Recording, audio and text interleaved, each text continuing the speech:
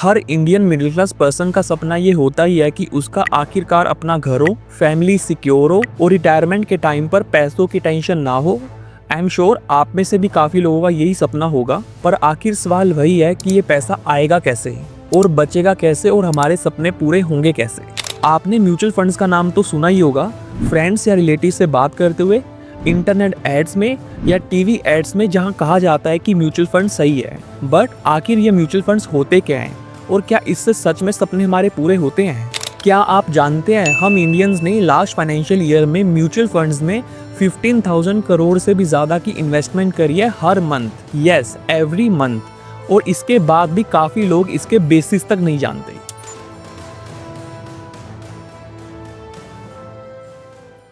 Hello everyone, welcome and welcome back to my YouTube channel. जैसा कि आप सब जानते हैं, इस चैनल पर हम फाइनेंस, इन्वेस्टिंग और बिजनेस केस स्टडीज को डिकोड करते हैं। तो आज की इस वीडियो में हम बात करेंगे कि आखिर म्यूचुअल फंड्स हैं क्या, कौन कौन सी पार्टीज इसमें इन्वॉल्व हैं और समझेंगे इसकी इंपॉर्टेंट टर्मिनोलॉजीज। चाहे आप एक कॉलेज स्टूडेंट हैं जो मिनिमम ₹500 से अपनी इन्वेस्टिंग जर्नी स्टार्ट करना चाह रहे हैं, या एक वर्किंग प्रोफेशनल हैं जो रिटायरमेंट के लिए अपनी सेविंग्स प्लान कर रहे हैं, तो ये वीडियो एक कंप्लीट रोड मैप होगा। तो बने रहिएगा एंड तक। Let's get started. चलिए बात करते हैं आखिर म्यूचुअल फंड्स है क्या। इसको थ्योरेटिकल वे में नहीं बल्कि एक प्रैक्टिकल वे से समझते हैं। फॉर एग्जांपल, आपके और आपके 5 दोस्तों ने एक large farm house pizza order करना है, बट किसी के पास भी पूरा पैसा नहीं है देने के लिए। तो आपके और अपने फ्रेंड्स ने डिसाइड किया क्यों ना कंट्रीब्यूशन करके एक large farm house pizza order किया जाए और उसी कंट्रीब्यूशन के बेसिस पर ही सबको स्लाइस ऑफर होगा। सिंपल एंड सॉर्टेड, यही है म्यूचुअल फंड्स। जब बहुत सारे लोग अपना पैसा एक कॉमन ऑब्जेक्टिव के चलते इन्वेस्ट करना चाहते हैं, तो उससे पहले एक पूल क्रिएट होता है। उस पूल को फंड मैनेजर यानी कि फाइनेंस प्रोफेशनल मैनेज करता है to invest in equities, bonds और एनी अदर सिक्योरिटीज। एंड उसी के बेसिस पर हम सबको यूनिट्स अलॉट होती हैं, और जो यूनिट्स हमें अलॉट हुई हैं उसकी वैल्यू डेली कैलकुलेट होती है, जिसे NAV कहा जाता है, यानी कि net asset value.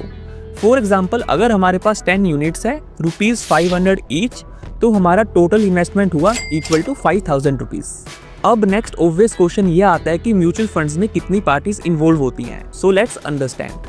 First, investor यानी कि आप और हम जो पैसा इन्वेस्ट करते हैं। सेकंड, AMC यानी कि एसेट मैनेजमेंट कंपनी, जो ये पूरा प्रोसेस मैनेज करती है और म्यूचुअल फंड्स को ऑपरेट करती है। थर्ड, फंड मैनेजर, जो हम सबके पैसे को इन्वेस्ट करता है on the basis of his research and analytical skills.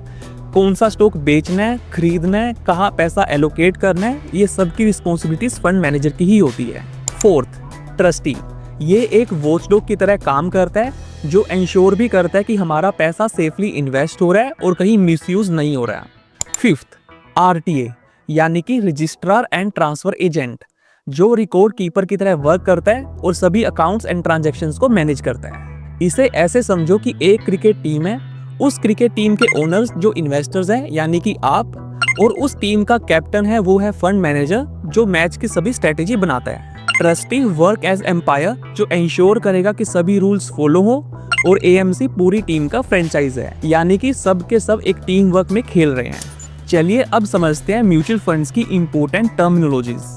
First, NAV यानी कि नेट एसेट वैल्यू, ये म्यूचुअल फंड्स का शेयर प्राइस है जो डेली अपडेट होता है।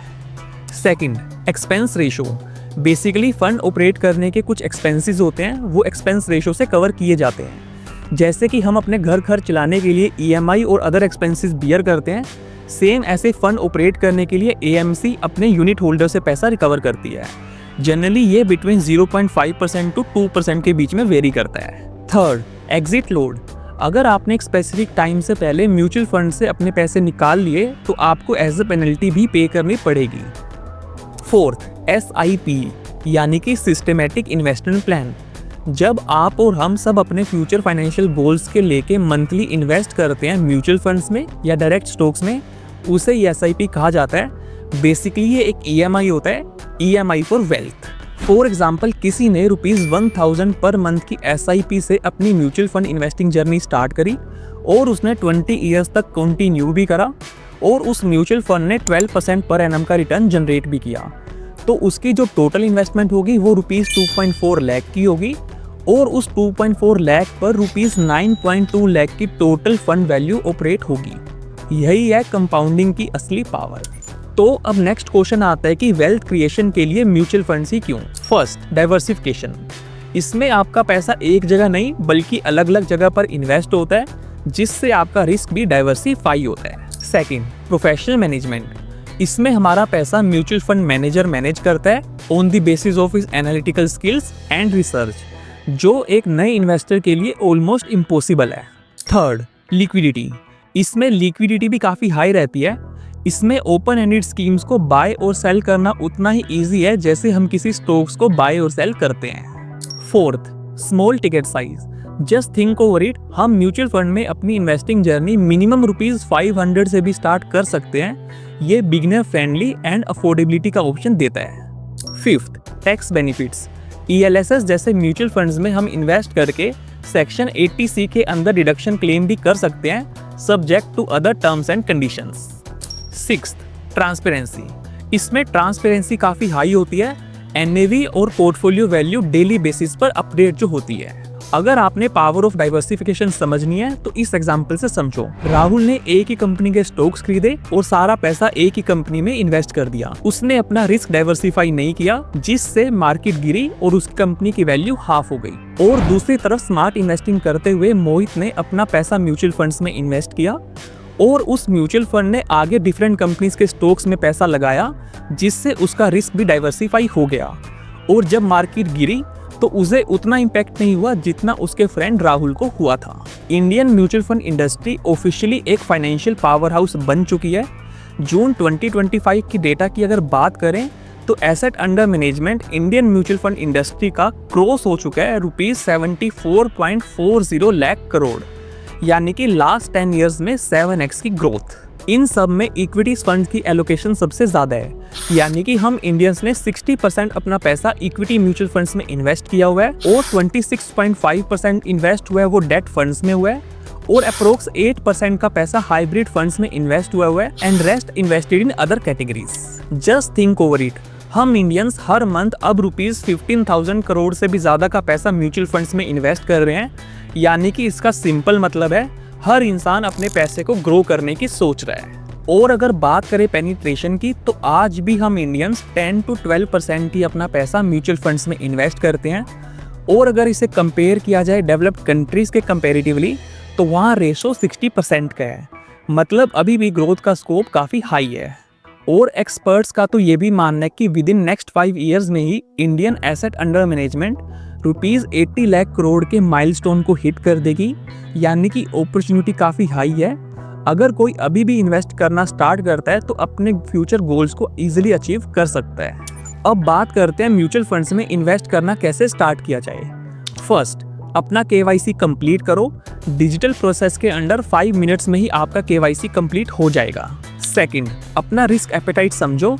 अपने फ्यूचर फाइनेंशियल गोल्स को ध्यान में रखते हुए रिसर्च करो और अच्छे म्यूचुअल फंड्स में इन्वेस्ट करो। थर्ड, अगर आपके पास आज इतनी बड़ी अमाउंट नहीं है इन्वेस्ट करने के लिए तो आप SIP के थ्रू छोटी अमाउंट से भी स्टार्ट कर सकते हैं एंड ओवर द टाइम इसे इंक्रीज भी कर सकते हैं। Fourth, mutual fund scheme select करते हुए फंड का एक्सपेंस रेशो, फंड की past performance end fund managers के ट्रैक रिकॉर्ड को भी जरूर चेक करें। फिफ्थ, अपना रिस्क समझते हुए एक वेल डाइवर्सिफाई और गुड म्यूचुअल फंड स्कीम को ही ऑप्ट करो।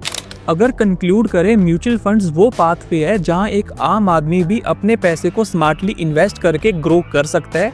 इसमें आपको स्टॉक मार्केट के एक्सपर्ट बनने की नीड तो बिल्कुल भी नहीं है, बस आपको पेशेंस और डिसिप्लिन इन्वेस्टर बनना है। SIPs आपकी कंटिन्यू रहने दो, पेशेंस रखो एंड ओवर द टाइम आपको कंपाउंडिंग का बेनिफिट जरूर मिलेगा। And always keep in mind, पैसा बचाना ही इनफ नहीं है, उस पैसे को स्मार्टली इन्वेस्ट करना और ग्रो करना उतना ही इक्वली इंपॉर्टेंट है। एंड यस, अगर आपको ये कंटेंट वैल्यूएबल लगाओ तो लाइक करना, कमेंट करना और अपने फैमिली एंड फ्रेंड्स ग्रुप में इस वीडियो को शेयर भी करना जो म्यूचुअल फंड्स में इन्वेस्ट करने का प्लान कर रहे हैं या ऑलरेडी इन्वेस्टेड है। For more such interesting and valuable content on personal finance, investing and business case studies, make sure to subscribe this channel. Mohit Sardana signing off.